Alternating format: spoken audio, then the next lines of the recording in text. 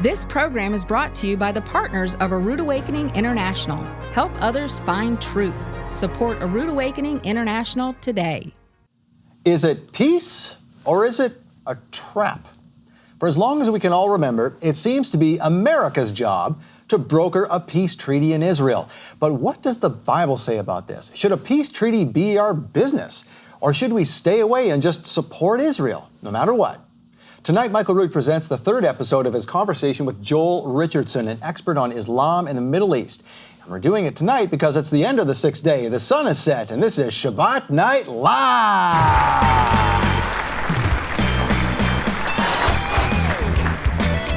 Michael, it's going to be a great show tonight. It will be.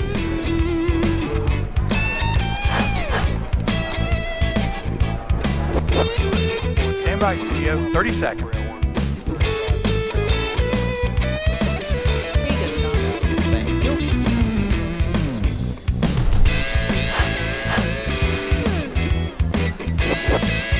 One minute to air, Michael. Thanks. All right. Thanks, Ellie.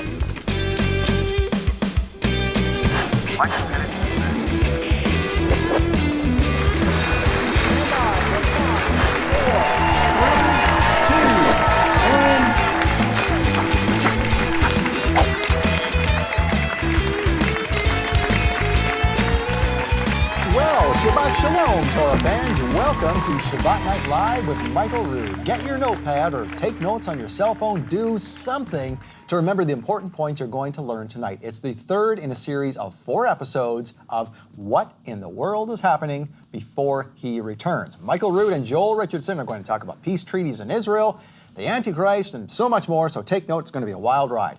And while you're looking for that pen and notepad, please welcome my co-host for this evening, the Director of Ministry Development for Rood Awakening International, Annie Reed. Shabbat Shalom. Shabbat Shalom, Annie. So, Joel Richardson, we've had 2 Yes. exciting episodes. Tonight is the third one, and people can pre-order the set right now. You're going to get all 4 episodes of What in the World is Happening Before He Returns. And also, I have 2 DVDs by Joel Richardson, and one is on the battle of Gog and Magog, which if I tell you, just read a little bit of it. Yeah, please do. So this one in particular talks about the history and Republic of Turkey, which ironically, we're looking at Turkey, not Iran or Iraq. And then episode 2 is about the Ezekiel's oracle of the battle of Gog and Magog. And what did the early Christians really believe about this battle? So just some feedback on what this teaching in particular is. And then we also have the global Jesus revolution. And this one, if I can just read a little bit from the back, says, the global Jesus revolution reveals the only proper response to the political revolution's social upheaval, civil wars, and outright chaos unfolding throughout the nations. So it gives you an interesting perspective as a believer on the topic of Islam. interesting. And that will all take off on what Michael and Joel are talking about tonight. Very good stuff. And don't forget, if you were also on the radio with this episode, you can listen live on roodawakening.tv or anywhere on your smartphone. If you're on our website, just go to the main page and look for radio at the top, and you can listen to us live there. Now, coming soon to Amazon Echo as well, and we're going to have an app in the works, so lots to come for Rood Radio. Now, tonight's episode is all about peace, or the illusion of peace in Israel. Michael and Joel are going to talk about a trap embedded in the peace treaty. Very interesting stuff. Michael talks about the difference in the Bible between a stumbling block and a snare. He does that quite often. There's a definite difference between a stumbling block and a snare, and the peace treaty in Israel is a snare. It's a trap. So, a peace treaty is really a trick. It goes all the way back to the time of Muhammad. Now, Michael and Joel are going to talk about this tonight. We don't want to spoil it too much for you because they can explain what is about to happen and unfold in prophecy as we know it today better than we could. That's right, that's right. But one of the interesting, go ahead. What I was going to say, but Joel Richardson is actually an expert on the topic of Islam, very educated man. No one knows the topic better than he does. He just does a tremendous job at helping the unbeliever, but also the believer understand their role in prophecy and really comprehend what is happening here today and how it will unfold in the future. Yeah, very, very interesting stuff they're going to be talking about for sure.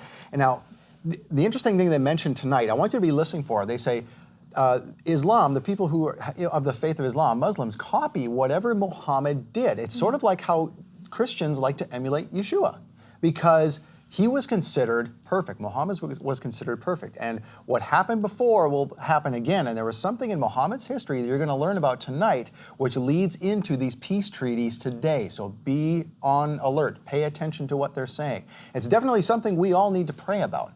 And we like to pray for you too on this program. We have some prayer requests that come in through our prayer page at roodawakening.tv/prayer. And if you have a prayer answered, please go to the same website, roodawakening.tv/testimonies. And you can give your testimony there and encourage some people. And we have a couple of prayers tonight that we want to cover off. Yes. And you have one from Tim.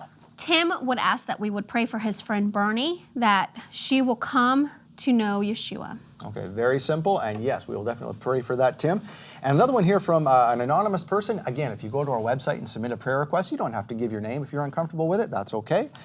We have one here from an anonymous person. I am in great financial distress and need help in figuring out how to get out of debt that is consuming me. And I know from personal experience, sometimes prayer can do wonderful things there. That's right. Because, we pray for help and we expect, God to come down with the miracle, and sometimes he leads us to a person. Don't be surprised if that person has the answer that you're looking for, and that was God's way of helping you. And sometimes he leads us away from a person. That's or true a thing, too. Or habits. So, but we're all here because we are constantly being answered in our prayer requests on a regular basis. And so we'd love the opportunity to pray with you, our audience, and to pray over these prayer requests. Please just go to our prayer page. Let others know that you're praying for them. It's a big encouragement to know that somebody across the world is thinking of you at that very time. So, can I pray for these tonight, Annie? Yes, please. Why don't you pray with us? Okay. Yehovah, we thank you for this day. We thank you for these two prayer requests which have come our way. For the financial distress, we pray for this person, even though they didn't give their name. Father, you know who they are, and we pray that you would alleviate this stress, bring the right people to them, whether it's whoever it might be, to just alleviate the stress of this financial burden, because we know that you can create a miracle to wipe away the debt and start over again, and they will definitely know it's you in that case. So I pray that that is what happens. And for Tim, Father, I pray that his friend Bernie would come to know Yeshua, and that she would just have her eyes open, maybe through this program, maybe through one of Michael's teachings or wherever else. It doesn't matter. As long as she comes to you, Father, that's what it counts. And so we pray for that in Yeshua's name. Amen. Amen. Now, something we've been praying about around here is the opportunity to have Michael's show, the Chronological Gospels, completed and ready to go. And it is. Season 2 is now ready. The first episode plays 10 days from now on September 11th. That's right. You won't want to miss this series. It is Michael's best work yet. It is unbelievable. It takes you from the beginning of Revelation through the very end, and you will never understand the book of Revelation as clear as you do on this program. That's right. Michael's an expert on this subject.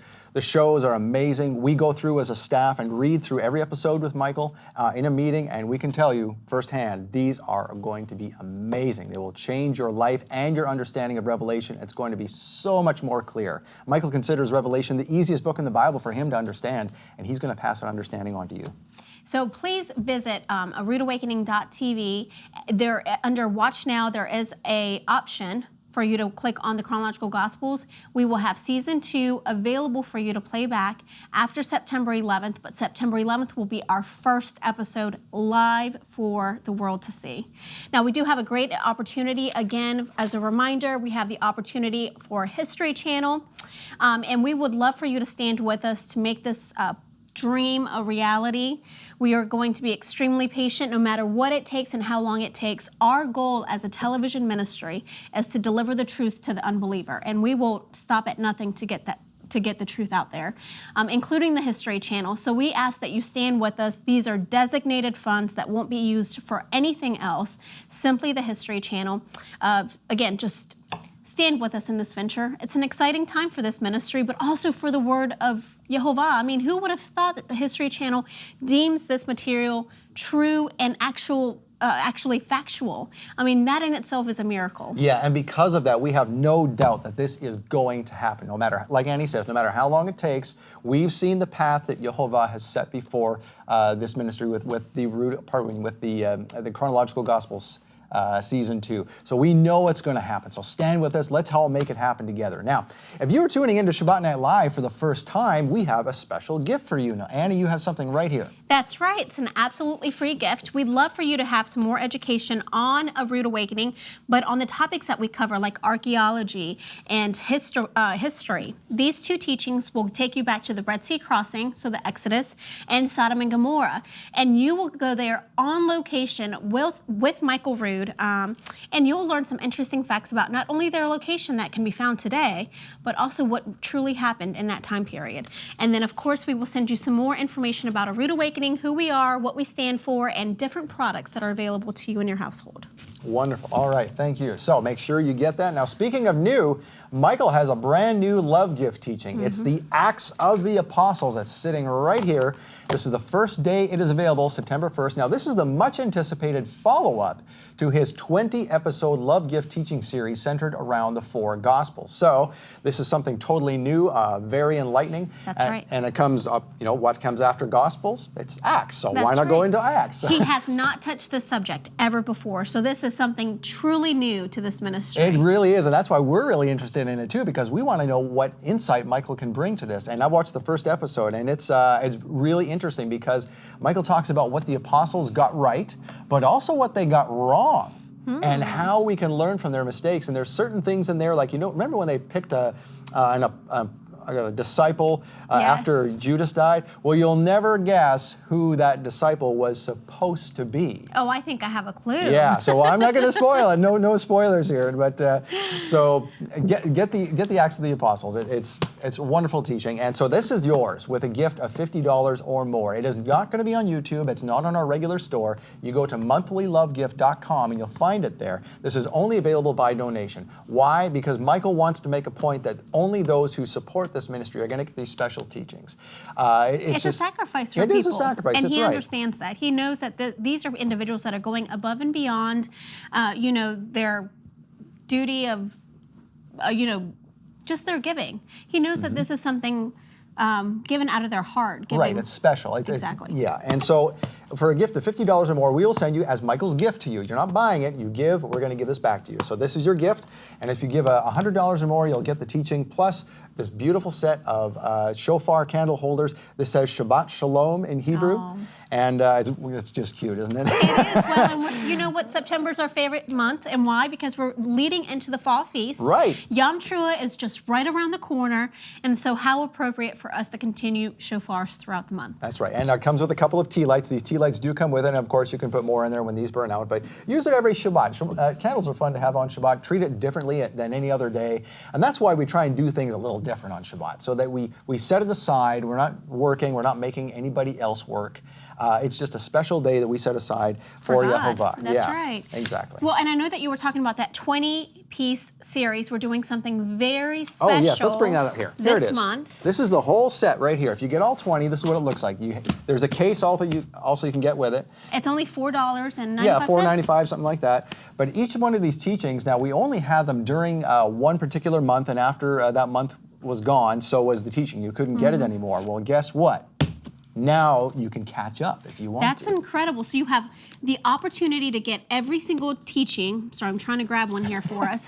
So if you've missed any month, you have the opportunity to go to roodawakening.tv/store and look at all of the previous teachings. It's one time a year that we do this. This is the only time that we'll have it available online. So just feel free to go onto our website and look at what you've missed. Yeah, get them all. It's a roodawakening.tv/store. We're going to flood the front page of that store with these, so you won't miss them. They're all there. All right, and coming up in just a few minutes, episode 3 of What in the World is Happening Before He Returns with Michael Rood and New York Times bestselling author Joel Richardson. And don't forget, as featured in this month's newsletter, Michael Rood is going to be on the documentary The Sign. And that is coming to the Audience Network September 14th. Don't miss it. More details in this month's newsletter. If you like what you see tonight, please tell your friends and family to watch the replay of this show at ShabbatNightLive.com. You can also listen to the replays on Rood Radio. Just click on the radio link at the top of our homepage at roodawakening.tv. And most of all, thank you. Thank you for standing with Michael Rood in this ministry. Your donations keep this show on the air, including when you give to receive the Acts of the Apostles love gift this month. Here's how you can get it right now.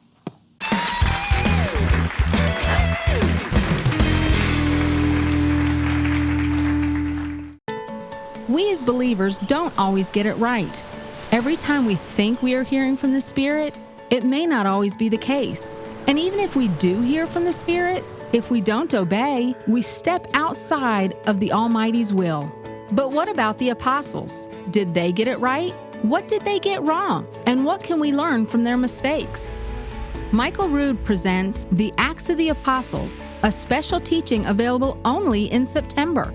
In order to understand the book of Acts, we have to go back to the opening and closing statements of the former treaties. In the Acts of the Apostles, Michael Rood sets the stage for the book of Acts. The apostles are suddenly without Yeshua, the Messiah. They must now communicate with the Almighty by His Spirit, no longer having the luxury of speaking with Yeshua in person. The Acts of the Apostles is not on YouTube, and it's not available for sale. But we'll send you this exclusive teaching as our thanks for your love gift donation in September of just $50. Or with a donation of $100 or more, we'll send you the teaching plus a silver-plated shofar candle holder sculptured with scenes of Jerusalem and the words Shabbat Shalom in Hebrew. This handsome showpiece is perfect for welcoming the Sabbath every week. As a thank you from Michael Rood, when you donate $100 or more in September, you'll receive this special gift, plus the Acts of the Apostles teaching that explains how the apostles went through the same spiritual learning processes we do today. This is the Acts of the Apostles and their disciples as they learn to walk by the Spirit the hard way. Call now or visit us online to pledge your support and receive these exclusive gifts. Act quickly. This is a limited time offer. Make your love gift donation now.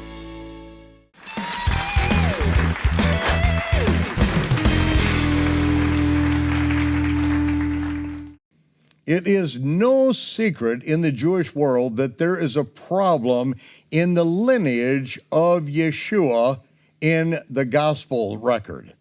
And with us, we have a special guest that has come all the way from the land of Israel, who is a relative, a cousin of Yeshua himself, ladies and gentlemen, Nehemiah Gordon. Hey, Michael, Shalom. It's great to be here. It's good to have a relative of Yeshua here. You know, it's funny because in the past I've said very publicly that I look at Yeshua as my cousin, that he's distant kin as a fellow Jew. What I didn't know at the time, he's actually literally my cousin. I was able to. How close is this? Okay, he's a distant cousin. So I did some genealogical work and I was able to trace it. And it turns out, you can find it here right on genie.com. They've done the genealogies, and it says, Jesus is your 10th cousin, 79 time removes wife's son. So he is the son of the wife of my 10th cousin, 79 times removed, meaning Joseph would be who my is his 10th cousin. stepfather. Right. So, man, that really makes you removed, but you are... I'll take what I can get. 10th cousin, 79 times removes wife's son.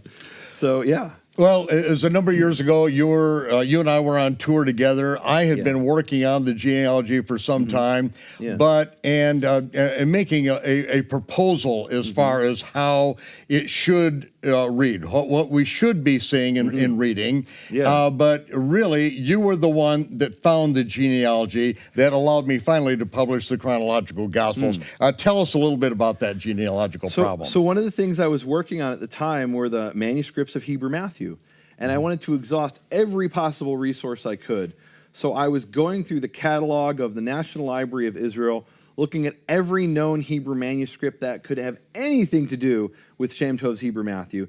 And to be honest with you, 99% of what I looked at had nothing to do with it, but there was a sniff, a hint that maybe I'll find something. I end up finding 2 manuscripts, and those 2 manuscripts have a version that I'd never seen before. And what I love is, Michael, in the chronological Gospels, you actually put a photo of those 2 manuscripts. And this is a photo that I actually took on August 17th, 2011. We just found the original JPEGs. And in these photos, you can clearly see where it says in the Hebrew, giving the genealogy, Yosef, Avi, Miriam, Yeshua. Joseph, the father of Miriam, the mother of Yeshua. And what's beautiful about it is we had done a speaking tour in 2005, and I had heard you give the same talk, pretty much the same talk, dozens of times, in which you would explain dozens, like 45. I think it was cities, 42 or something 42 like that. cities. It was many times, and and I had it kind of, and it was kind of like before I would come up to speak, I'd hear you speak, and you gave that part of the talk, and I remember you saying over and over and over so many times, Joseph the father of Miriam instead of Joseph, the husband of Miriam, and how easy it would be to make that mistake. I remember you would ask people in the audience, how many people here have a husband who has the same name as their father, right? Your husband's name is Bill, your father's name is Bill, and how easy that confusion can take place in a written document thousands of years later. And what do we see? Night after night. Right, several women raise their hand, Right. My husband's John, my father's John. Right. Well, and what I loved about it is your solution to the problem, and it's clearly a problem. Ask any counter missionary and he'll tell you, well, the New Testament's not reliable because the genealogy given in Luke contradicts completely the genealogy in Matthew. And what that shows you is they're just making up a genealogy. That's the argument of counter missionaries in the Jewish world. And what I loved about your solution is it was so much more elegant than what you read about in a lot of Christian sources. I mean, Eusebius famously talks about levirate marriages, and you read it and you're like, so we call this in Hebrew shminiot ba'avir, or exegetical trickery. Or exegetical gymnastics is what they're doing. That's the translation. And you're reading that and you're like, really, guys, really. And what I loved about your solution is it was so much more elegant. It made intuitive sense. The problem was you were quoting an Aramaic source, which I looked at in the Aramaic and I just didn't see it.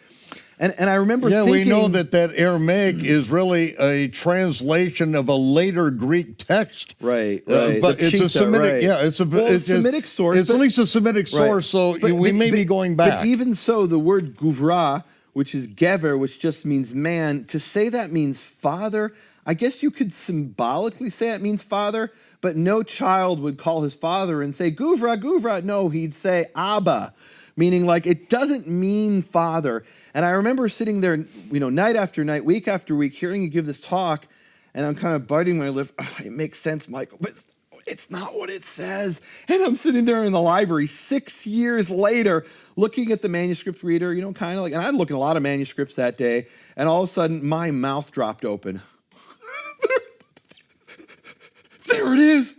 Michael was talking about this 6 years ago, about and let's be honest, what you hoped it said, what you thought it should say, but didn't say in any known manuscript. And I found a manuscript where it said it. And my mouth dropped open. I couldn't believe it. And then as I was sitting throughout that day, I found a second manuscript that said the same thing. 2 witnesses. And this wasn't an opinion. It was a fact that there were 2 Hebrew manuscripts of the Gospel of Matthew. And you can see them right here on page 46 of the chronological Gospels. I love how you highlighted it, like you did that thing in Photoshop where even if I don't read Hebrew, where do I look on the page? So he kind of like highlights that part of the page. Yosef Avi Miriam, Joseph the father of Miriam. In the second manuscript, Yosef Avi Miriam, it's even in a different part of the page, Joseph the father of Miriam, not an opinion, not a theory. And look, it's a good theory. That's what I really appreciated about it back in 2005. It was a good theory. It just didn't say that unequivocally, so clearly in the Aramaic. It took, like I said, exegetical somersaults to get there. Whereas here, it's there. Don't have to have an opinion. It's a fact that it appears here. Now we were doing something interesting later. I was telling you how, Jesus is my cousin. It's, and there's people who did the Jewish genealogy, and you can look on the website, and if you can connect to one of these famous rabbis, you can find out how you're connected to David and all kinds of interesting things. So we pull it up, and you were saying, well, I'm sure they have Eusebius's, genealogy for Mary, or some of the other Christians who and correct me if I'm wrong. So they say that Luke is the genealogy of Mary. That's right. And Matthew is the genealogy of Joseph. That's the traditional Christian answer. Even though it doesn't say that, plainly doesn't say that, but that's what you've got to do. It's the traditional Christian explanation. Right. Not borne out by any fact or sources, just they're trying to figure it out what's going on here, and really to respond to the Jewish counter-missionaries. But they don't have any sources. We're showing actually 2 manuscripts. And we pull this up, and lo and behold, it says here that the exact genealogy that you would expect, that it says here, Mary, mother of Jesus. This is on genie.com. And her father is Joseph, whose father is Jacob. And what that means is somebody read your book, The Chronological Gospels, went to genie.com and fixed it.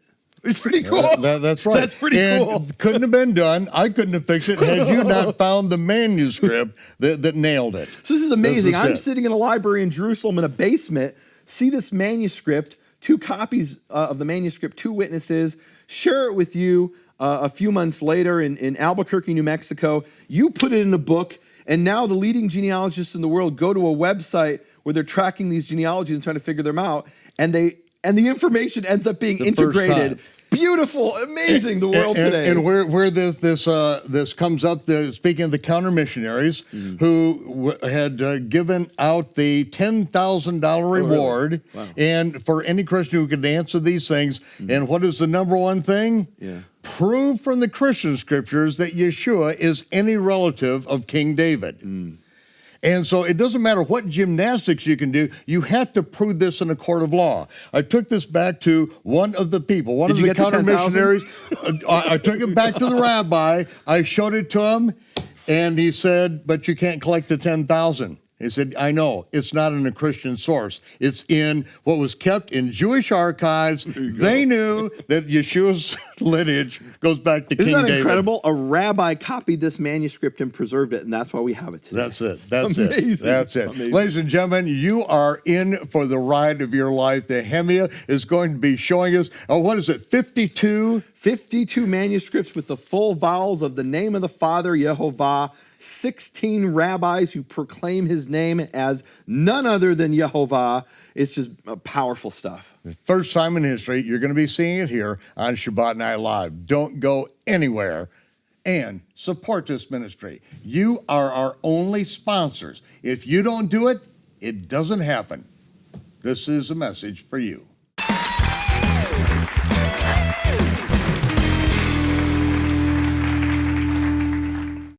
With Islamic influence now firmly seated in the Western world, undeniable progression toward the end times is well underway. What role does Islam play in the fulfillment of biblical prophecy? I believe the Islamic world is a missionary evangelist playground, and I want to see and I want to be part of the things that the Holy Spirit is doing in the earth, and there are amazing things that He's doing. In What in the World is Happening Before He Returns, Joel Richardson and Michael Rood reveal how to bring the truth of Yeshua to a Muslim world until the fullness of the Gentiles has come in.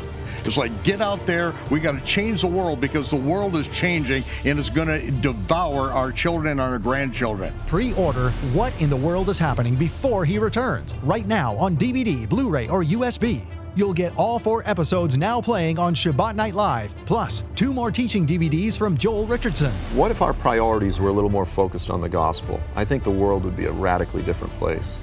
Pre-order now or order online.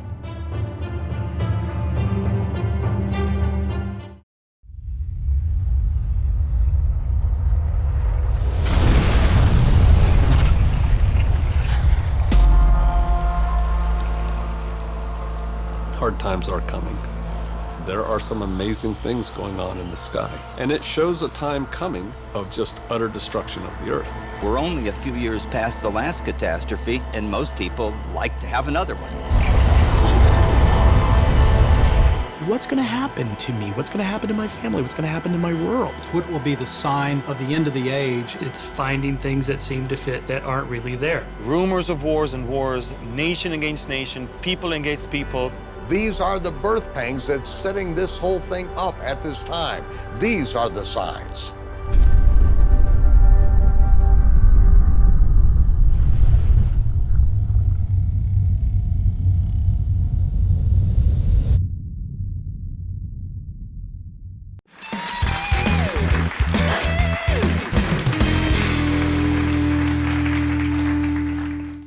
The last night that Yeshua was with his disciples, the Last Supper before the Passover was sacrificed, he took bread and he took wine. He said before that Abraham saw his day and rejoiced. But what does that mean? He saw his day and rejoiced. Well, it was the Melchizedek, the king of righteousness, that brought forth bread and wine to Abraham. He blessed the Most High with the blessing that Abraham taught Yitzhak, Yitzhak taught Yaakov, and is still spoken today. Whenever bread and wine is served at a Jewish table, whenever it is Sabbath, especially around the world, the bread and the wine are brought forth with this blessing. Baruch atah Yehovah, Eloheinu melech haolam, borei pari hagafen. Blessed are you, Yehovah, our Elohim, King of the universe, the creator of the fruit of the vine. And Yeshua then said, Blessed are you, Yehovah, our Elohim, King of the universe, who brings forth bread from the earth. He said, this represents my body, which will be broken for you. This represents my shed blood that pays the sin penalty because of the broken covenant. As often as we do this, we do this in remembrance of him. So break the bread, share the wine, and we do this in remembrance of him until he comes.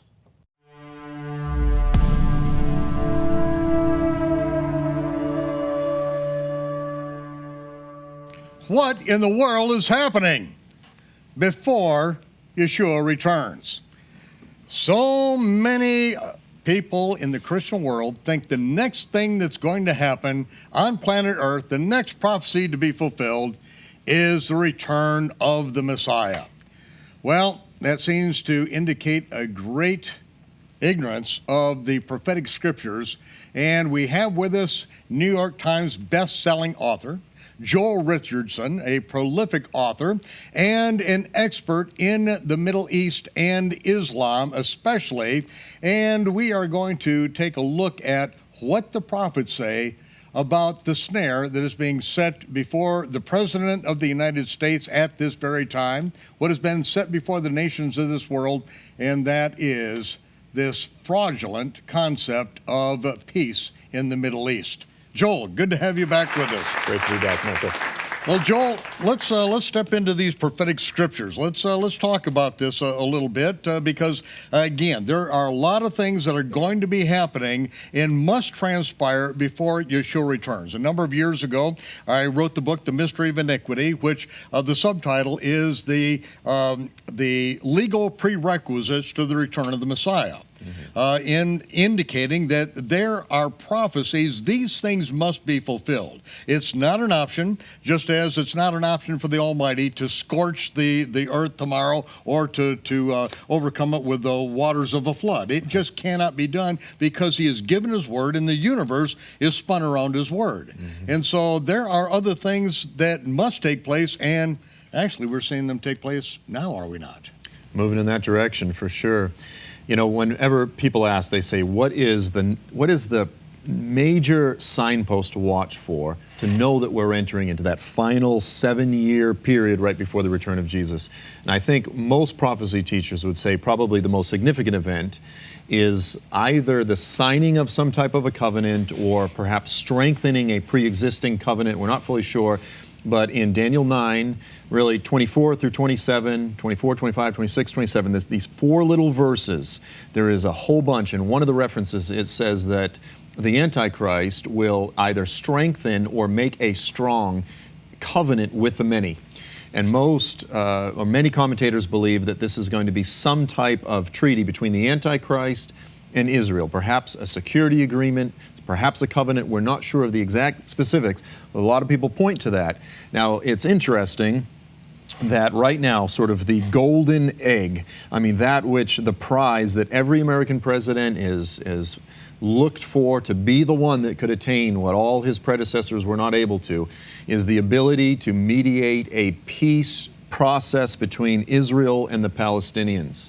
And you open the show by saying, what is the snare? What is the trap that is being set for this current president, and not just for the president, but for the whole world, for the Israeli government? I mean, the fact that we're even talking about the potential for some type of a covenant, an agreement, a treaty, first of all, it's a fundamental violation of Torah.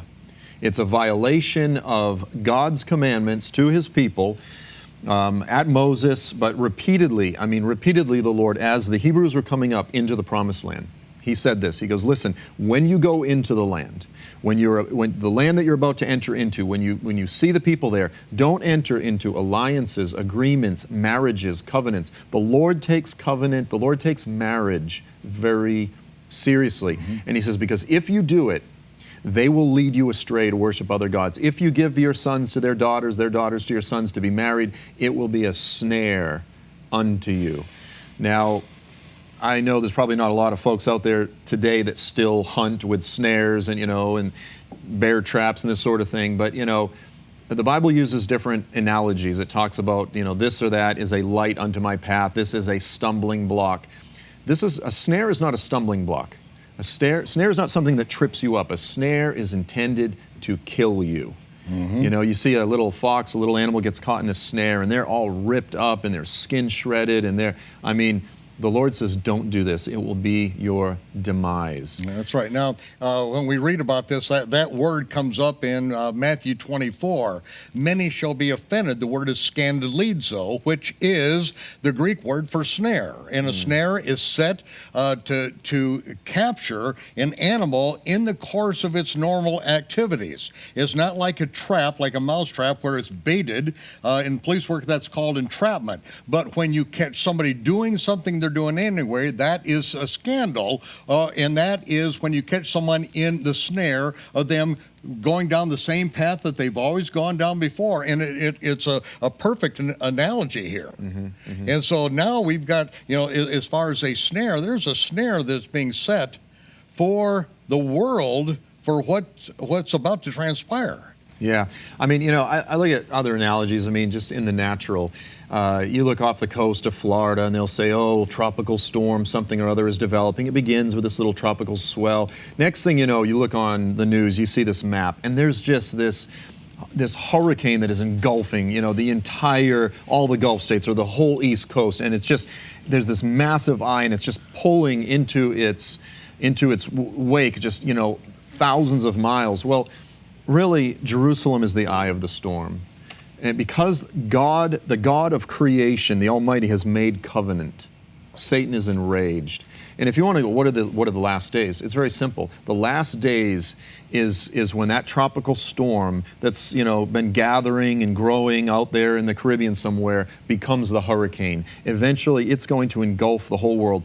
The whole world, like a magnet, is going to be pulled into the eye of this covenantal battle for Jerusalem, for the eventual enthronement of the Son of David on the throne of David on Mount Zion in Jerusalem. And so that's what it is. There's this trap, this snare, this storm that's going to engulf the nations. But it all seems to begin, sort of the linchpin, if you will, of this whole thing is this, again, this prize, this political prize of a peace treaty, of the peace process between Israel and the Palestinians. And I know President Trump is the author of the book, The Art of the Deal. And he stepped into office, and right off the top, he's really looking forward to being the one who can finally negotiate that coveted deal between the Palestinians, Mahmoud Abbas, and Netanyahu. And we're already in the thick of it, in the negotiations and so forth. I personally believe it's a snare. I believe if we simply understand the reality on the ground, we understand the intentions of the Palestinian leadership, the nature on the ground of what's unfolding, I believe it's a trap. I believe it's a mistake. Go on, make the United States stronger, cut taxes, put in conservative judges, do all of those things. But when you start messing with Israel, when you start messing with the Promised Land, when you start touching the apple of God's eye, that rock that it says, the nations that try to lift it, it says, the language that's used is they will be ruptured. In other words, it's speaking of a hernia. All who try to lift it, they'll actually be ruptured. I believe this is hands off, and I'm praying that the Lord would give this current administration wisdom, because the only thing, if you understand the reality on the ground, the only thing that makes sense is to give and empower Israel, you give the Jewish people the right and the ability to defend themselves against a people who the majority of which desire to wipe them out. You empower those who are defending themselves. Well, this is one of the things, the encouraging thing that I saw with Trump and how he handled this with the meeting with Netanyahu, saying one state, two state, it's more like you have to work it out, and recognizing this problem that they have, that you can't negotiate with people that want to kill you. Right. You say, well, we want to wipe all the Jews off the face of the earth. Well, how do you compromise with that? Well, how about if we just wipe off half of them? Is that how you compromise? At least there was a glimmer of hope. It's like one state, two state, it's not in our hands. And hopefully our president will be smart enough not to stick his neck too far into this thing, but to stand with Israel and support Israel. Because again, if you curse Israel, you're going to be cursed. You're going to pay the price. And this is the very thing that we saw happen at the time. The United States promised $1 billion to Israel to resettle those who were taken from their homes in the Gaza, where they'd grown up, 2 generations down there, pulled all the people out. The United States said that they were going to give $1 billion.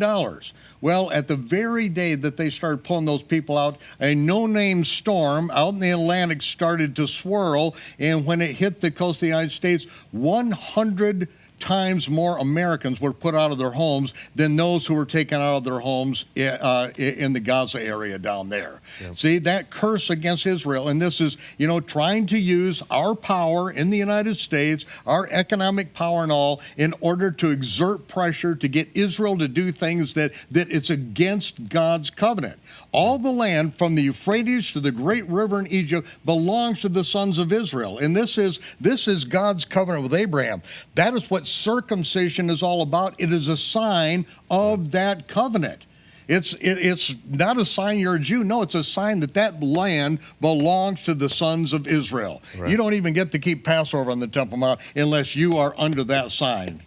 And what has happened? We see our president's trying to mess with that covenant with Abraham. Right. And it's the spirit of the age. Everyone seems to put all of the onus, all of the pressure, all of the burden on Israel, as if they're the ones that are responsible. I always say the message of the world to believers, the message of the world to the church, to the Messianic community, really, if you boil it down, it's this: shut up and go feed the poor. The world loves it when we go minister to the poor, when we serve the needy. Oh, that's wonderful. You go do your little acts of service, but shut up with your message. You go, yeah, we're going to continue to feed the poor. We're going to do it more diligently, but we're not going to shut up. The message of the world to the Jews is roll over and die. Do you remember Helen Thomas? She was sort of that famous rabble-rouser in the White House press corps. NPR. And she comes out and they said, well, wait a minute. She was complaining about Israel. And they said, well, what should they do? And she goes, they need to go the hell back to Europe. That's what they need to do. And you go, whoa, wait a minute, what? This is the message of the world. They have no right to be there. They invaded these other people, all this kind of nonsense. Go back to Europe. Okay, well, what's going on in Europe? Anti-Semitism is exploding. So really the message of the world, when you really boil it down, is just roll over and die so we can finally have peace. So there's this constant We don't want push. your God. We want no remembrance of your God. We want no moral restraints whatsoever. We want to live our life the way we want to without any repercussions or even thought that we will stand before a righteous judge, which is represented by the nation of Israel as his prophets to the world. Exactly. Yeah, Israel is a thorn in the side of the world that says the day of the Lord is indeed coming. That, as I write in my book, when a Jew rules the world, the day is coming. I love that. Beautiful. When a Jew rules the world. This is the day that we're all looking forward to. Exactly. Well, we are. There's a day, yeah, some of us are. There's a day coming, I always like to just put it in raw context. A Jewish man is coming back to engage in a hostile takeover of the earth. And that's offensive enough as it is, but the day is coming when everyone will stand before him. Everyone. Helen Thomas will give an account for the deeds done in this life, whether good or bad. And a Jewish man is going to judge the nations. Yeah.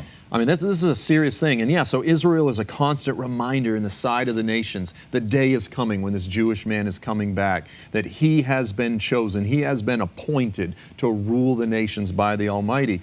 It's offensive. It's offensive to a lot of the world, but it's that offense that is required to get to that corrupt, wicked, festering wickedness that lies within every one of us. And if we don't acknowledge it and repent of it, then that day will fall upon us like a rock and grind us to powder.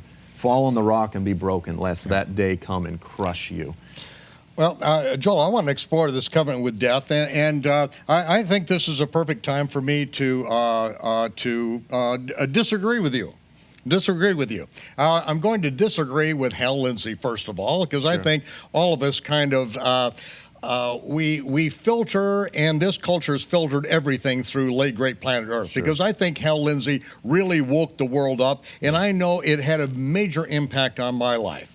And he was the first one to articulate this, the covenant, the confirmation of the covenant spoken by the angel to the prophet Daniel in Daniel chapter 9, as being some kind of agreement concerning the land, a peace agreement. The reason why I believe that came to be is because of the reality of the covenant with Abraham, the covenant with death that Isaiah speaks of. But in that particular place, I believe that everything that it speaks of is basically, it is what the Messiah does. 70 weeks are determined upon that people to do a number of things, anoint the most holy, to make reconciliation for iniquity, anoint the most holy, and he will confirm the covenant. In the Hebrew text, the he who confirms the covenant goes back to the he who is obviously the Messiah, not the anti-Messiah. And so this confirmation of the covenant, I believe, is literally when the Ark of the Covenant is revealed. And because that testimony which is in the earth, where the Ark of the Covenant has been found, and I'm not speaking from an archaeological viewpoint right now, I'm just saying what the chief rabbi of the state of Israel said. That the Ark of the Covenant, he's been in the chamber, it's in the Temple Mount Moriah, he's seen it, he's been there, he's seen it, and there were other rabbis that went in with him that have subsequently revealed more information on this particular thing. So this is a major thing, and something that I have seen in my life. I've had divine appointments that's worked together over a 20-year period to establish and to understand that particular thing that, I wouldn't have gone there myself, would never have gone there without it being revelation on that. So that being said, that's my position on that, okay? And so I'm just letting people know out there that we can disagree on things, and, I'm not going to tell you you're going to hell, you're not going to tell me, we're taking a look at the world and the information we have and putting it together with what's going on. Okay, so that being said, I may have a different position on that particular thing, that particular covenant, but really what we are talking about is Isaiah's prophecy concerning this covenant with death, this agreement with hell, that Israel's leaders would do wickedly against the covenant. And that covenant is the covenant that Almighty God made with Abraham, of which all the land from the Euphrates to the Nile, I say the Nile, it says the great river in Egypt, I say let's take it all the way. Take it as far as we can. Let the Almighty figure it out if it's going to be less than that. But all that land belongs to the sons of Israel. And Joshua was told, you are not going to get all the land at once. You go into the land, if I gave it to you all at once, your number is not sufficient to inhabit the land. The wild beast would come in and overrun the land before you grew in a number large enough for that. I'm going to give it to you by little and little. In this, but yet that covenant remains firm, that all this land belongs to the sons of Israel, Abraham, Isaac, and Jacob, and nothing is going to stop that from happening. I say, it's the 4,000 years ago, the creator of the heavens and the earth made an everlasting covenant with Abraham. All the land from the Euphrates to the Nile belongs to the sons of Israel. Shockwaves will shake the earth as heaven reaches down to fulfill that covenant, and every nation that stands against that covenant will find themselves on the battlefield against the Almighty. Right. This covenant, this is a major thing, and this is what our nation's leaders, this is what the United Nations, this is what the world is going against that covenant, to try to get Israel to go away, to give land for the promise of peace. Right. And Isaiah says that the Almighty will annul that covenant with death. Yeah. Their agreement with hell will not stand. There will be an overflowing scourge. Violence will interrupt that very thing. Yeah. Yeah. And so now we've got a president who's got it on his plate. We know that this is the art of the deal. Why wouldn't he want to go there? Yeah. Just by the five senses. May the Almighty interrupt this thing to where at least what we do is stand with Israel. Yeah, exactly. I mean, look, initially President Trump said that he would move the capital of Israel to Jerusalem. Everyone said, Yahoo. All of those in the believing community said, Yahoo. It seems to be as though that he has backed off on that because it doesn't seem to be pragmatic. And so we are seeing that many of the somewhat flamboyant promises maybe made on the campaign trail, he's now facing the pragmatic realities now that he's in office. And the truth is, most of us welcome that to a degree. Some of it we welcome. Reality is always a little bit, it's always easy to sort of criticize from the outside and comment on things from the outside, but when you're in someone's shoes, okay, now you have to deal with the reality. Well, hopefully he'll, in terms of this issue of the peace deal, he'll realize, it sounds good to say we're going to have a peace deal, but in truth, the reality is the best thing we can do is simply give the Israelis the tools to live at peace and to defend themselves. Now, listen, you really have two issues sort of, not contradicting, but in conflict in Torah.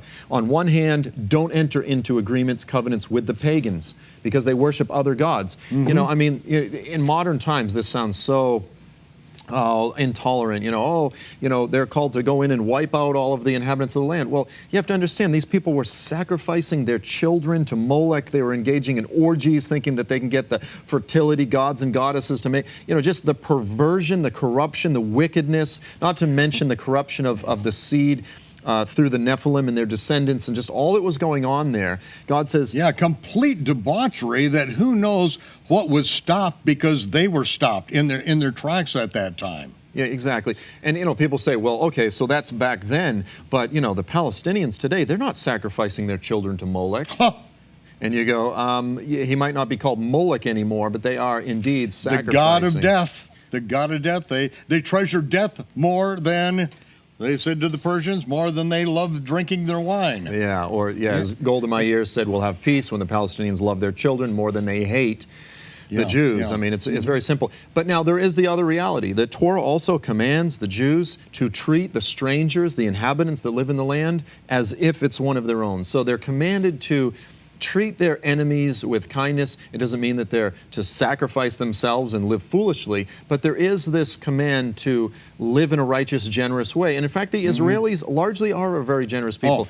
They're treating Syrian fighters, they're bringing in Syrians and different people and treating them in the hospitals. They're treating Palestinians. Look, they live with a higher ethical standard and yet a higher level of criticism than virtually any nation in the world. But there is this reality. What I'm trying to say is Israel is not called just to wipe the Palestinians out. That's not their call.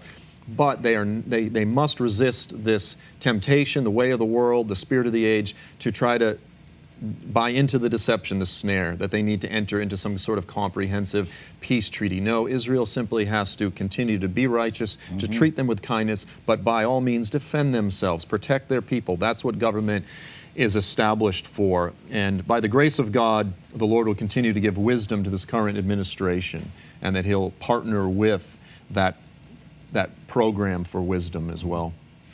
We see this this covenant with death, this agreement with hell.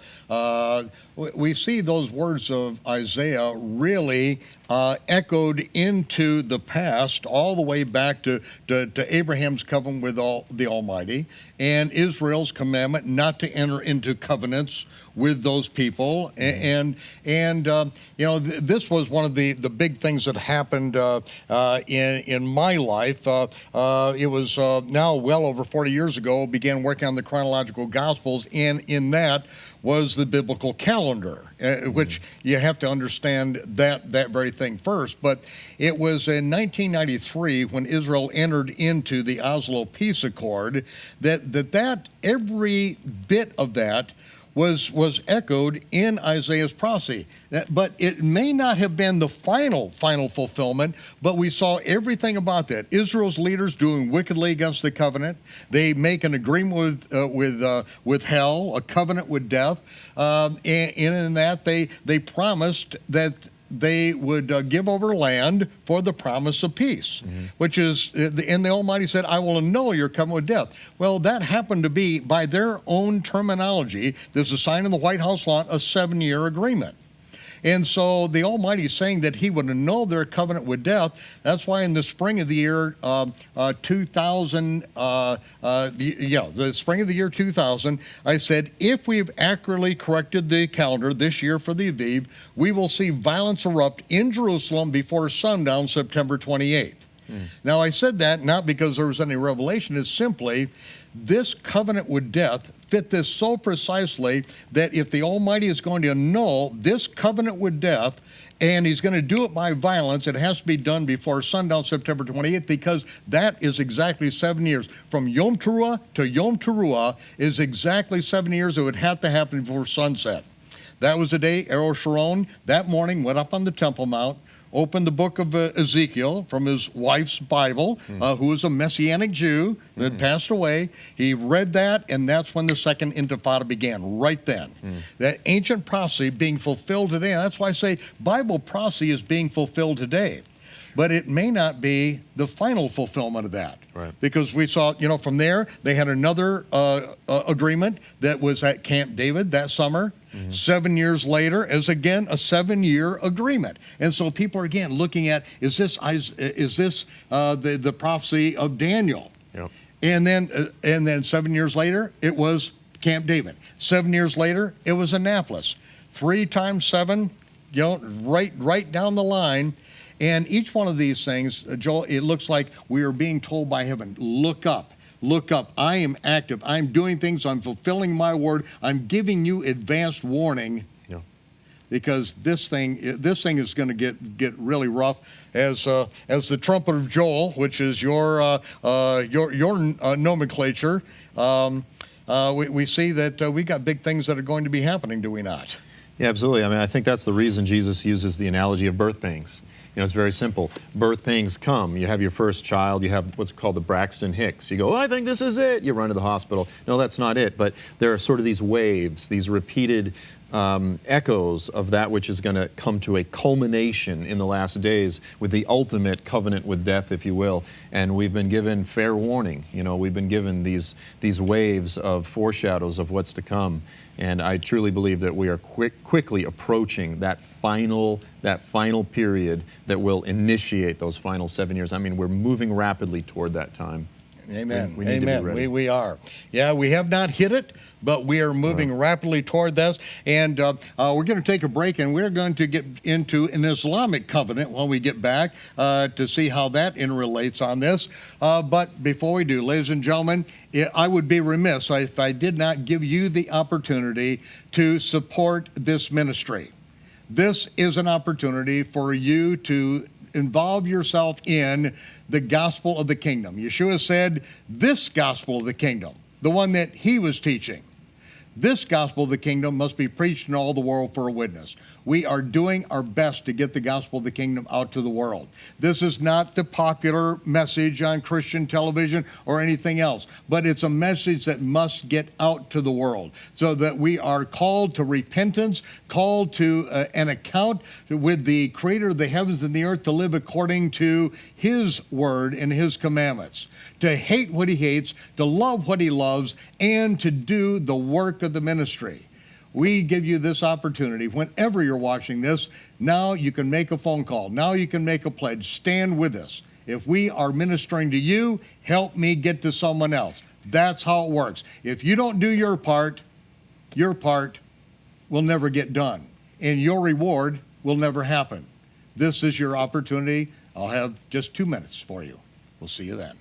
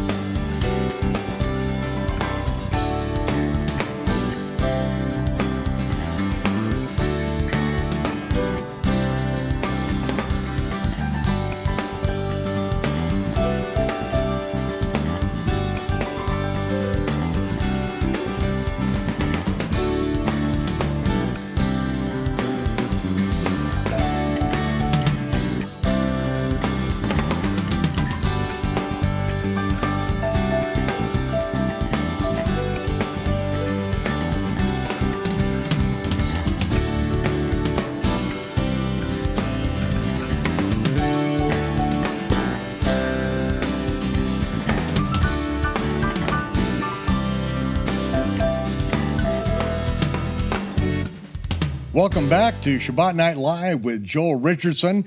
We are discussing Israel's covenant and a particular treaty I almost try to pronounce, but the only Arabic word that I know really well is hakifati, which means utter nonsense, which works in a lot of things. But a man who has spent his life understanding Islam, knowing how to and actively ministering to Muslims, not only in America, but around the world and behind enemy lines. Joel Richardson, tell us about this treaty, which is... This is your bailiwick to pronounce this. Sure. So in the life of Muhammad, when he was sort of early on, I guess I'll say starting his cult, he had been kicked out of the city of Mecca. Again, Mecca is where all of the pagans at that time used to take every month, 1 month a year. It's called Ramadan, the month of Ramadan. They would make pilgrimage up to the shrine in the middle of the city. And so this is called Hajj. So every Ramadan, they would make Hajj. Well, Muhammad had got kicked out of Mecca by the most dominant tribe in the area, the most powerful tribe, which were the Qurayshis. And he had been kicked out up to Medina, a city about 200 miles to the north. And so he took a bunch of his folks. He said, we're going to go make Hajj. We're going to go make pilgrimage. They put on the pilgrimage clothes, which means that you don't have weapons on you. That's the idea. And they were going up, and they got stopped by the Qurayshis. And the Qurayshis abused, they made fun of Muhammad. At that time, Muhammad had about 1,200 men, okay? So the Muslims, the Muslim movement was about 1,200 men, you know, add wives and families, a few thousand people, you know. And they basically said, what are you doing? He said, we're going up to make Hajj. We're going up to make pilgrimage. And they said, no, you're not. And he said, but I've prophesied to my people that I was, and I want to be a prophet. And they go, well, too bad. And they go, so here's the deal. We're going to make a treaty with you. And this was at the spring of Hudaybiyah. So this becomes known as the Treaty of Hudaybiyah. And the agreement, the tenets of the treaty were this. They said, if any of your people want to leave, you have to let them come back. If any of our people want to become a Muslim, you have to reject them and send them back. So it was thoroughly slanted in favor of the Qurayshis against the Muslims. And they said, but we'll have a 10-year peace treaty. For 10 years, Muhammad agreed. The next day, his two best friends, Abu Bakr and Omar, were very upset with Muhammad. They go, you were shamed in front of all of us. You prophesied that we're going to make Hajj, and now what are you, a false prophet? He goes, no. I said we were going to make Hajj, but did I say this year? You know, which is typical false prophet. You miss the mark. You just draw a new target around your arrow. And he goes, last night Allah revealed to me that this is a great victory. And he was a master, military strategy. He was brilliant. He goes, from now on, this is what Allah revealed to me. And he claimed to have received a new part of the Quran that night. He said, from now on, anyone that joins us in our raiding of these various villages, he said they're going to get this very substantial portion of the plunder, the booty, the spoil, the female sex slaves, the slaves, you name it. So again, they were about 1,200 men at the time. What they immediately started doing was raiding a series of very wealthy Jewish villages in Arabia. Because Muhammad said, now the Qurayshis, the most powerful tribe in the area, they're not going to mess with us. And he went after the Jews.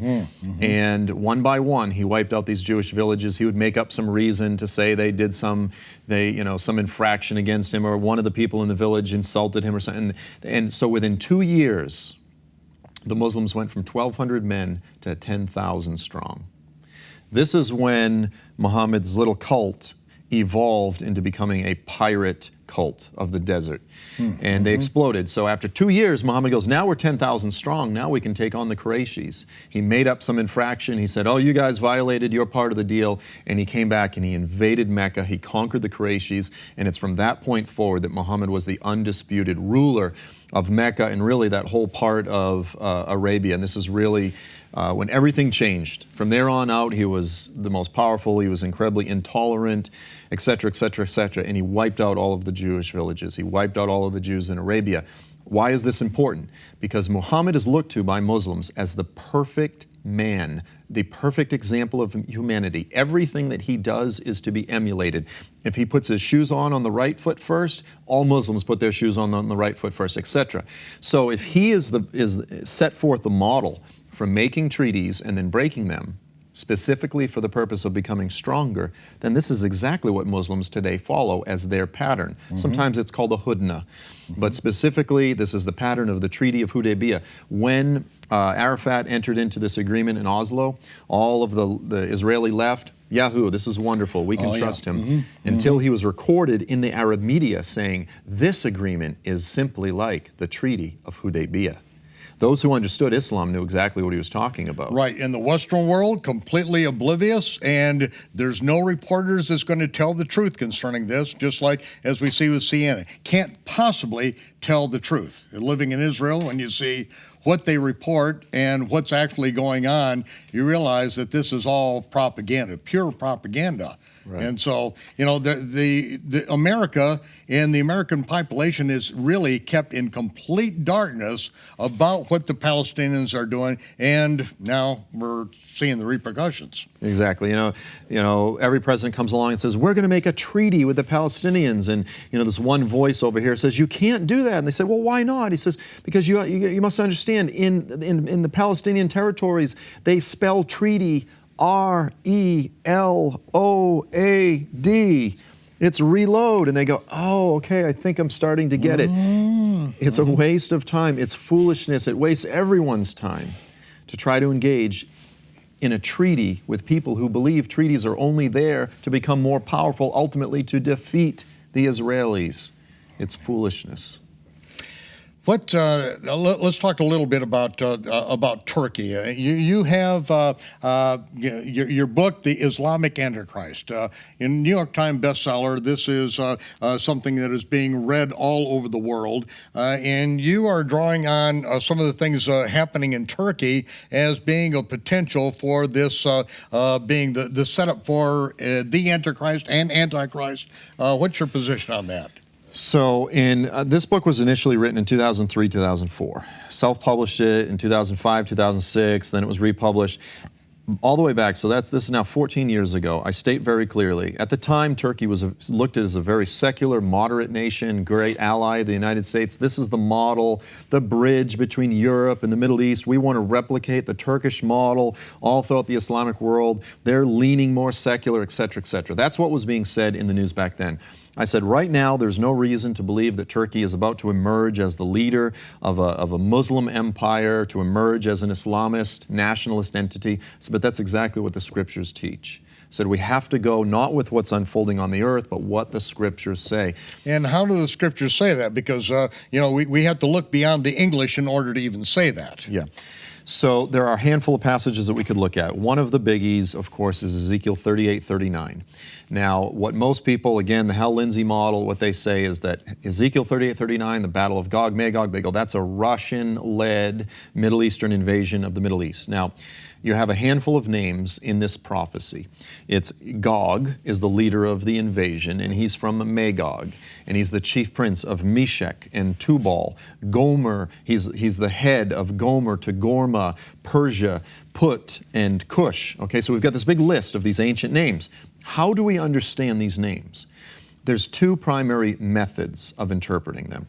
One is you follow what I call the bloodline, lineage, migration, wild goose chase. You trace them down through history. You go, well, the Meshechians became these other, Magogians became the Scythians. They migrated around the Black Sea up into the Russian steppes, and then they mixed with the Scandinavians and they became the Russians, and so Russia, it's all about Russia. And this is what Hal Lindsey does, etc. The other method is you simply look at the names as they were understood by Ezekiel's immediate audience. How did the prophet understand these names? Where were they in his day? It's not about bloodlines so much as it is about geographic correlation. Persia is modern-day Iran. Cush is modern-day northern Sudan. Lud would be Lydia, or Put would be Libya. So I argue that we should go with one method or the other. If you want to do the lineage thing and you say, well, Magog becomes Russia, the problem is all of the names listed in Ezekiel's prophecy are Japheth. They're the children of Noah, the Japhethites. They're the white people, the Caucasians of the earth. So according to how they reckon ethnicity, I guess you and I would be considered Caucasians. We trickle down out of the Caucasus Mountains or something like this, however this works. Well, the bottom line is it's not just Russia. You go, for instance, Gomer. Who did Gomer become? Well, Gomer became the Gemari, became the Cimmerians, became the Gauls, became the Celts. When's the last time that you saw a book that says the coming Scottish-Irish invasion of Israel? All right, that's not very popular. But Russia, oh, that sells. So that's become very popular. I say forget this whole bloodline lineage thing because you basically end up with the whole world. You end up with Australia, Canada, the coming Canadian invasion. No, it's talking about these peoples as they were understood by Ezekiel in his day, and it's pointing to Gog is from Magog, the chief prince of Meshech and Tubal. Every scholar, every Bible atlas that you open up will say that was Asia Minor, that was Turkey. That was Turkey. And so we might not know precisely all of the details, but it overwhelmingly points to the region of Turkey as the leader of this coming Middle Eastern coalition, along with Iran, along with Libya, along with Sudan. And it just so happens that all of the constellation, the movement of the nations today is falling right in line. And so since I wrote the book in 2004, again, the past 13, 14 years, Turkey has emerged exactly as an Islamist dictatorship with a nationalist. I mean, under Adolf Hitler, they had German Aryan nationalism. Right now, we have an emerging pan-Islamic nationalism and Islamism, and this call, this drive to revive the caliphate, to bring back the Ottoman Empire. And I believe there's a strong possibility that we are seeing the resurrection of the beast, of that seven-headed beast, that seventh head that suffered a fatal head wound in 1923, when this empire that existed for well over 500 years, arguably the Islamic Empire existed for 1,300 years, it was abolished. And the caliph, the leader of the Islamic world, was abolished. That office was abolished. I believe we're seeing it come back in our day. And the beast that suffered the fatal head wound may be coming back right in front of us. Yeah. And that beast is not a person. I mean, this is what they've tried to do in the Western world, making the beast a person rather than a nation or a political entity. Yeah. Yeah, I mean, to a degree, the Antichrist is the leader, but the beast is really the empire. Sometimes it almost refers to the beast as, but it's kingdom. It's right. Sort of that telescoping, but and sometimes it's difficult to discern if it's zeroing in on the person or zeroing in on the empire. But I think at the very least, we should begin with the clear typology, which is that it's a kingdom. Well, I want to get into some of these prophecies in Daniel with you in a little bit, but let's step over and talk about the president of Turkey, about the Islamic Antichrist, and how you see that particular thing all in play. Yeah. Is it possible that Recep Tayyip Erdogan could be the Antichrist? It's possible. It's possible. I lean toward the idea that he's not. I lean toward the idea that he may be a very specific prophetic character, which is the prominent horn on the goat in Daniel 8. Now, this is pretty specific, but if Daniel 8, most people interpret Daniel 8 to be a historical prophecy. You've got this two-horned ram that comes out of the region of Iran, Persia, invades the Middle East, and then you have this goat. Most translations say Greece, but the word there in Hebrew is Yavan. Well, in Daniel's day, Greece didn't even exist. There was no Greece. And Yavan was a region, sometimes known as Ionia. It was Western Turkey. And of course, Western Turkey, Istanbul, of course, this is where the capital of Turkey is Ankara, but Istanbul is really the heart of Turkey. And so it says this goat responds and crushes this two-horned ram. Well, if we're dealing with a fully end-time prophecy, then it's possible that we're dealing with a clash between Iran and Turkey, and that it refers to this prominent horn on the goat, again, this sort of Turkish goat, as the first king of Yavan. Well, what's interesting is a lot of people say, well, that was Alexander the Great. Alexander the Great was the 27th king of Macedonia, of Greece. He wasn't the first king, but Recep Tayyip Erdogan, since the referendum in Turkey, he has ensconced himself as the new Sultan, the new Caliph. Ever since the establishment of the Turkish Republic under Mustafa Kemal Ataturk, he is the most powerful leader to have emerged. He has set himself as the dictator, and if anything could describe him as the first king, it's quite possible that he could be that first king of Yavan, that after these couple wars, after he's killed, then it says, in his place 4 arise, and out of one of these 4 sections of this new Turkey comes the little horn, comes the Antichrist. And so if it's an end-time prophecy, we could have one of the clearest roadmaps to the coming forward of the Antichrist. Okay, well, let's talk about that. Let's as far as an end-time prophecy, let's go back in time to what is most commonly understood concerning this prophecy, which is the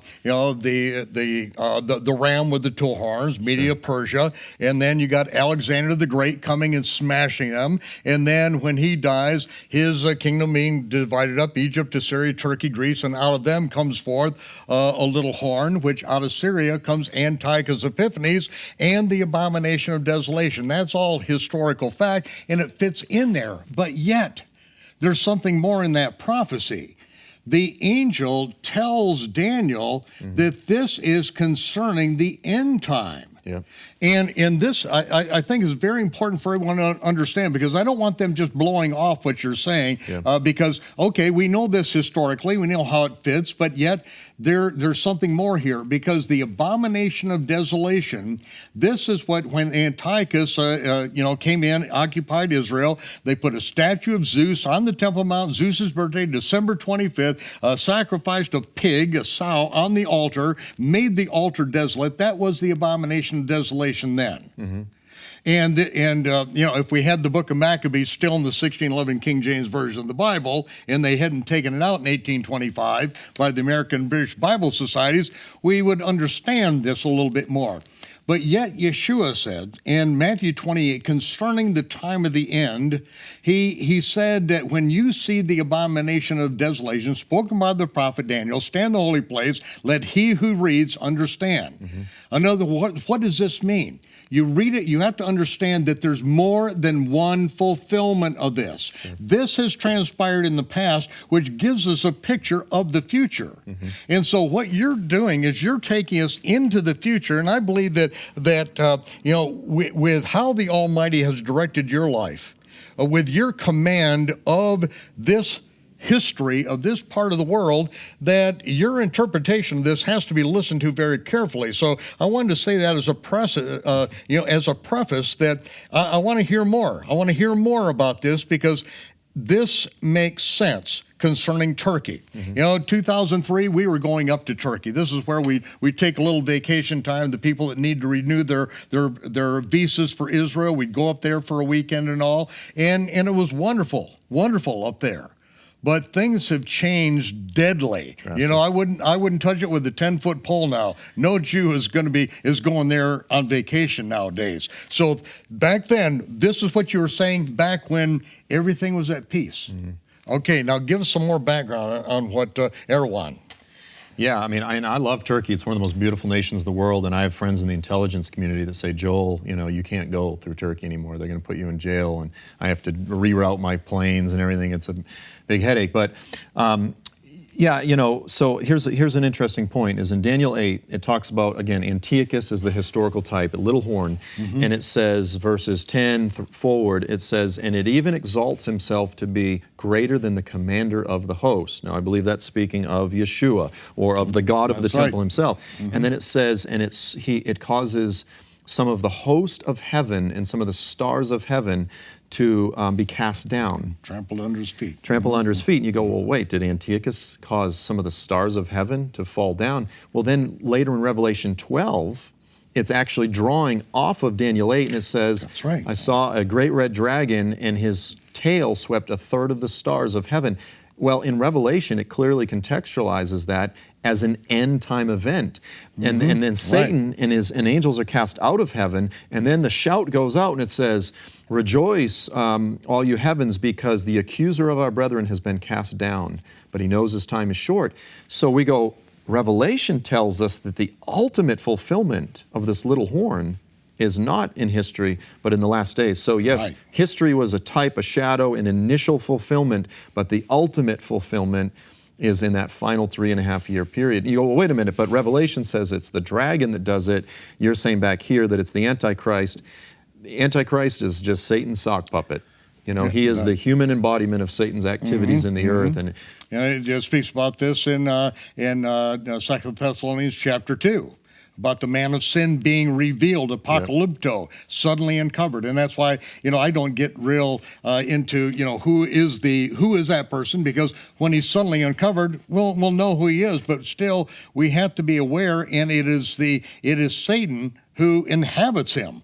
When he is cast out, taken out of the mesos, is what it says in Thessalonians. And the word mesos is only used in the book of Revelation. That's the area of the throne room of God where Satan stands as the accuser of the brother. And he holds fast to that position. He doesn't want that position to go. It takes a war in heaven to then, where he is then comes down to the earth. He knows but he has but a short time. And how long does he have? 3.5 years. That's right. At times and a half time, 1,260 days, 42 months. It's all the same thing. Go right back to Daniel 8, back to Daniel 12. It's all there. It's telling one story, and it's concerning the last times, not Antiochus. Right, yeah.